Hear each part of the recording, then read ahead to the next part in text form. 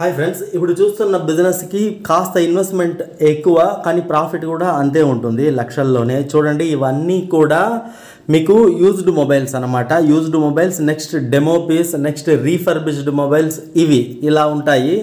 చూడండి, ఇవి అన్నీ కూడా ఇప్పుడు ఎక్స్చేంజ్ వస్తుంది కదా, అంటే మీకు అమెజాన్, ఫ్లిప్కార్ట్కి ఎక్స్చేంజ్ ఇస్తారు కదా, ఎక్స్చేంజ్ ఇవ్వడం కానీ, లేకపోతే ఏదైనా చిన్న కంప్లైంట్ ఉంటే అది రిటర్న్ చేయడం కానీ, ఇటువంటివి ఉంటాయి కదా.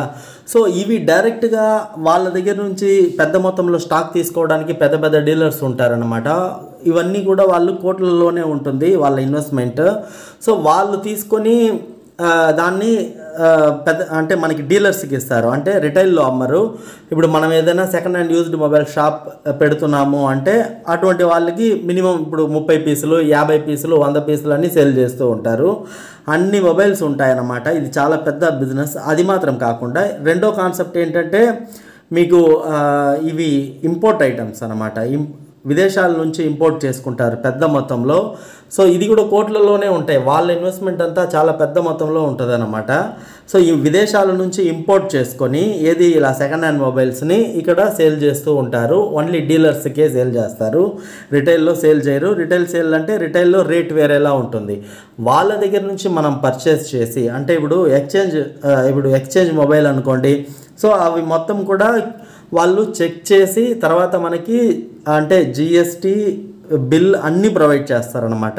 పెద్ద మొత్తంలో మీరు తీసుకొని మీ ప్రాంతంలో, అంటే మీకు ప్రజెంట్ ఏ మోడల్ అయితే ఎక్కువ సేల్ అవుతుంది ఇండియాలో, ఇప్పుడు ఫర్ ఎగ్జాంపుల్ రియల్మీలో ఏది ఎక్కువ సేల్స్ ఉన్నాయి, రెడ్మీలో ఏది ఎక్కువ సేల్స్ ఉన్నాయి, చాలా ఈజీ. మీరు అమెజాన్, ఫ్లిప్కార్ట్ ఓపెన్ చేసి ప్రజెంట్ ఆ మోడల్ పక్కన, అంటే రియల్మీయో, రెడ్మీయో ఆ మోడల్ పక్కన చూస్తే అక్కడ ఎన్ని సేల్ అయ్యింది, లాస్ట్ మంత్ ఎంతమంది ఆర్డర్ ఇచ్చి కొన్నారు, ఈ డీటెయిల్స్ మొత్తం ఉంటాయి. అది మాత్రం కాదు, మీరు గూగుల్ చేసినా, రీసెర్చ్ చేసినా వస్తుంది. అలాగా రియల్మీ కావచ్చు, రెడ్మీ కావచ్చు, ఒప్పో కావచ్చు, వివో కావచ్చు, శాంసంగ్ కావచ్చు, మీకు ఏదైనా ఐఫోన్ కావచ్చు, ఏదైనా సరే మనకి ఎక్కువ సేల్ ఏ మోడల్ ఉన్నాయి అవి మనం పెద్ద మొత్తంలో పర్చేస్ చేసి రకరకాల కలర్స్ అవి చూసుకొని మనము, అంటే ఫస్ట్ ఒక 50 పీసులో అలా పెట్టుకొని మీ ప్రాంతంలో ఫస్ట్ స్టార్ట్ చేయండి. With GST bill A to Z ఇస్తారండి వాళ్ళు. QNC మొత్తం అయిన తర్వాతే ఇది బయటకు వస్తుంది అనమాట. ఓకేనా. ఒక గుడౌన్ అంటే మినిమం 2000 పీసులు, 3000 పీసులు, 4000 పీసులు మెయింటైన్ చేసే వాళ్ళు ఉన్నారనమాట. అంటే కోట్లలో వాళ్ళ ఇన్వెస్ట్మెంట్ ఉంటాయి. 3 కోట్లు, 5 కోట్లు అలా ఇన్వెస్ట్మెంట్ పెట్టుకొని చేస్తారు. మీరు ఇవన్నీ ఎక్కడ ఫేమస్ అంటే మీరు మన సైడ్ సౌత్లో చూడాలంటే కోయంబత్తూర్ అండి. తమిళనాడులోని కోయంబత్తూర్లో చాలా పెద్ద పెద్ద డీలర్స్ ఉన్నారు. గాంధీపురం అంటారు, గాంధీపురం అనే ఏరియాలో ఉంటుందన్నమాట.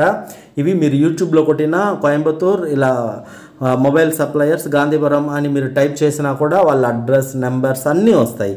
మీకు A to Z చాలామంది అడిగేది అదే అనమాట. సో దాంట్లో చూడండి, అక్కడ స్టాక్ చూపిస్తారు. కొన్ని వేల మొబైల్స్ ఉంటాయి. మనకి నార్మల్గా ఇక్కడ మనం బిగ్ సి, సంగీత మొబైల్స్ చూస్తుంటాం కదా, దానికన్నా పెద్ద మొత్తంలో ఉంటుందన్నమాట. ఇలా ఇంపోర్ట్ చేసుకొని ఇచ్చేవాళ్ళు విదేశాల నుంచి, ఇంకా గల్ఫ్ కంట్రీస్ నుంచి ఇంపోర్ట్ చేసుకునే వాళ్ళు కూడా ఉన్నారన్నమాట. కనుక ఇది పెద్ద మొత్తంలో జరిగే బిజినెస్. ఇది మంచి లాభాలు ఉంటాయి. ఇప్పుడు ఫర్ ఎగ్జాంపుల్ వాళ్ళ దగ్గర 6000 రూపాయలకి మీరు తీసుకున్నారనుకోండి ఏదో ఒక మోడల్, ఇక్కడ అమ్మేటప్పుడు మీరు 12 చెప్తారనమాట. అది ఒరిజినల్ రేట్ 20 దాకా ఉంటాయి. సో 12 చెప్తారు. వాళ్ళు ఎంత తగ్గించినా 10,000కి తీసుకుంటారు కదా. 4000 రూపాయలు ఒక రోజుకి ఒక మొబైల్ మీదే. రోజుకి 4 మొబైల్ కాదు, 10 మొబైల్ సేల్ చేసినా మీరు హైదరాబాద్ లాంటి ప్రాంతంలో అయితే 10 మొబైల్ పైనే సేల్ అవుతుంది.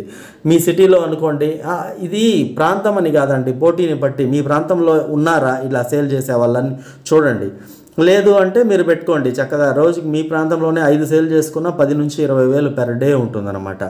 నెక్స్ట్ డిజైన్ తెప్పించవచ్చు కూడా. ఇప్పుడు ఎవరైనా వచ్చారు, కాలేజ్ స్టూడెంట్స్ వస్తారు, పెద్ద మొత్తం అంటే అమౌంట్ పెట్టి కొత్తది కొనాలంటే అవ్వదు, వాళ్ళకు కుదరదు. అటువంటిప్పుడు వాళ్ళు డిజైన్ చెప్తే ఆ డిజైన్ కూడా మీరు తెప్పించవచ్చు అనమాట. అలా తెప్పించినా కూడా మార్జిన్ మీకు 2000, మినిమం 2000 నుంచి 3000 ఉంటుంది. ఓకేనా. సో ఇది చాలా చాలా మంచిగా బిజినెస్ అనేది చేయొచ్చు. దీంట్లో మీరు ఒకరోజు తెప్పించాలంటే పీస్ అనేది కనుక ఒక రోజుకి ఈజీగా ఇప్పుడు 3 మొబైల్ సేల్ అయినా ఎంత వస్తుంది? 3 మొబైల్ మీద 4000 కాదు, 3000 మార్జిన్ పెట్టుకున్న 10,000 రూపాయలు ఒక రోజుకి. ప్రశాంతంగా మీరు ఒక షాప్ పెట్టుకొని, ఏసీ షాపే పెట్టుకొని ప్రశాంతంగా కూర్చొని సంపాదించవచ్చు. నెలకి 3 లక్షలు, 4 లక్షలు మంచి బిజినెస్ ఇది.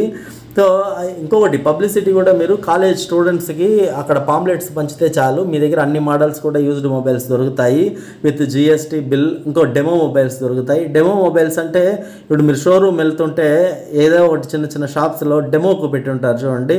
సో ఆ డెమో మొబైల్స్ అనేది తక్కువ రేటుకే 30%, 40% డిస్కౌంట్ రేట్స్కే వస్తాయి అన్నమాట. ఓకేనా. సో మనం దాంట్లో ఒక 10% మార్జిన్ పెట్టుకొని ఇచ్చేస్తూ ఉండాలి. ఇటువంటి మొబైల్స్ అన్నీ ఉంటాయన్నమాట. డెమో మొబైల్స్ ఉంటాయి. డెమో మొబైల్స్ అంటే యూజ్ చేయరు కదా, ఓన్లీ కస్టమర్ చూడడానికే, కనుక ఇబ్బంది ఏమి ఉండదు. అలానే 1 రోజు 2 రోజులు యూజ్ చేసి రిటర్న్ చేస్తారు చూడండి అమెజాన్, ఫ్లిప్కార్ట్లో. సో అటువంటిది కూడా బల్క్గా తీస్తారనమాట. వాళ్ళంతా పెద్ద మొత్తంలో ఉండరు. సౌత్ ఇండియా మొత్తం 10-12 మంది తప్ప ఎక్కువ మంది ఉండరు. పెద్ద మొత్తంలో డైరెక్ట్గా వాళ్ళకి ఫ్లిప్కార్ట్, అమెజాన్ నుంచి తీసుకునే వాళ్ళు కూడా ఉన్నారు. సో నెక్స్ట్ ఇంపోర్ట్ చేసుకునే వాళ్ళు కూడా ఉన్నారు. విదేశాల నుంచి డైరెక్ట్గా ఇంపోర్ట్ చేసుకొని ఇక్కడ సేల్ చేసేవాళ్ళు. సో మీరు అది చూసుకొని ఎవరి దగ్గర తీసుకోవాలనేది మీ ఇష్టం. ఒకసారి మీరు యూట్యూబ్లో గాంధీపురం ఇలా మొబైల్స్ సెకండ్ హ్యాండ్ మార్కెట్ అని చూడండి. Dealers, second hand dealers, mobile dealers అంటే మొత్తం కూడా number, address A to Z ఉందన్నమాట. కోయంబత్తూరు చాలా చాలా ఫేమస్ మీకు. సో అటువంటి చోట అంటే జిఎస్టీ బిల్తో ఇచ్చే వాళ్ళ దగ్గరే కొనాలి. నెక్స్ట్ కొని అమ్మడం అనేది ఉండకూడదండి. మీరు ఎంత షాప్ పెట్టినా ఒకటి బాగా గుర్తుపెట్టుకోండి, నార్మల్ కస్టమర్స్ తీసుకొని వచ్చి మీ దగ్గర అమ్ముతారు చూడండి, అటువంటి వాళ్ళ దగ్గర కొనకూడదు. అది చాలా పెద్ద రిస్క్ అనమాట. సో అవి మాత్రం చేయకండి. ఎప్పుడు కూడా నార్మల్గా కస్టమర్ వచ్చి మా మొబైల్ అంటే ఇదో బిల్లు ఇస్తానన్నా కూడా మీరు తీసుకోవద్దు, మనకు అనవసరం అనమాట. అటువంటి వాటి జోలికి వెళ్ళకండి. ఏదైనా ఇలా డైరెక్ట్గా ఇంపోర్ట్ చేసుకుంటారు చూడండి, విదేశాల నుంచి ఇంపోర్ట్ చేసుకోవడం, లేకపోతే అమెజాన్, ఫ్లిప్కార్ట్ నుంచి తీసుకోవడం, డైరెక్ట్గా అంత పెద్ద మొత్తంలో 5 కోట్లు 10 కోట్లు ఇన్వెస్ట్మెంట్ చేసి దిగుతారు చూడండి. సో అటువంటి వాళ్ళ దగ్గర నుంచి తీసుకోవచ్చు. వాళ్ళ దగ్గర అయితే GST bill A to Z ఉంటుంది, QNC మొత్తం అయ్యి ఉంటుంది. మొత్తం దాంట్లో ఏ ఒక ఇది ఉన్న మీకు పీస్ టు పీస్ ఇస్తారనమాట. ఇప్పుడు ఒక రెడ్మీ తీసుకుంటున్నారు, అది ఏదో కస్టమర్ కంప్లైంట్ ఇచ్చాడు అనుకోండి, సరిగా వర్క్ అవ్వలేదని, మీరు మళ్ళీ వాళ్ళకి రిటర్న్ చేస్తే మళ్ళీ దానికి బదులు ఇంకొక రెడ్మీ ఇస్తారనమాట. అంత కెపాసిటీ ఉంటుంది వాళ్ళకి, కోట్లలో స్టాక్ అనేది ఉంటుంది. కనుక అటువంటి వాళ్ళతోనే మీరు ఈ బిజినెస్ అనేది చేయండి. కోయంబత్తూరు అండి, తమిళనాడులోని కోయంబత్తూరులో ఇటువంటి స్టాక్ డీలర్స్ ఉన్నారు. లేకపోతే మళ్ళీ మీరు అటు నార్త్ ఇండియా వెళ్ళిపోవాల్సి ఉంటుంది, లేకపోతే ఢిల్లీ, ముంబై అటువంటి చోటకి వెళ్ళాల్సి ఉంటుంది. మన సౌత్లో అయితే కోయంబత్తూరు చాలా పెద్దదనమాట. అక్కడ ఇలా కోట్లలో ఇన్వెస్ట్మెంట్ చేసే వాళ్ళు ఉన్నారు. షోరూమ్ మెయింటైన్ చేసే వాళ్ళు కూడా ఉన్నారు, ఓన్లీ సెకండ్స్ మొబైల్స్ కోసం, ఇటువంటి మొబైల్స్ కోసం. కనుక మీరు వెళ్ళండి, ఒక వారం రోజులు అక్కడే ఉండి ఆ గాంధీపురం ఏరియా మొత్తం తిరిగి ఎవరి దగ్గర ఎటువంటి స్టాక్స్ ఉన్నాయి అనేది చూసుకొని, ఎవరు ఇంపోర్ట్ చేసుకునే సేల్ చేస్తున్నారో వాళ్ళ దగ్గరే తీసుకోండి. ఓకేనా. అటువంటి వాళ్ళు అయితే మనకి చాలా నమ్మకం. పీసులు కూడా ఎక్కువ డ్యామేజ్ అవ్వకుండా ఉంటాయి, కొత్తగా ఉంటుంది లుక్, బాక్స్తో సహా ఇస్తారు. సో అవన్నీ చూడండి. ఒక వారం రోజులు మీరు అక్కడ ఉంటే అప్పుడు మీకు తెలుస్తుంది. ఓకేనా. చాలా జాగ్రత్తగా దిగాలి. కానీ ఫస్ట్ ఒక 30-50 పీసులు పెట్టుకొని మీ ప్రాంతంలోనే స్టార్ట్ చేసుకోండి. ఫస్ట్ ఈ బిజినెస్ మీద మీరు గ్రౌండ్ రీసెర్చ్ చేయండి. మీ వల్ల అవుతుంది సేల్ చేయడానికి అంటే అప్పుడు మీరు ముందడుగు వేయచ్చు. వీడియో నచ్చితే తప్పకుండా లైక్ చేయండి ఫ్రెండ్స్.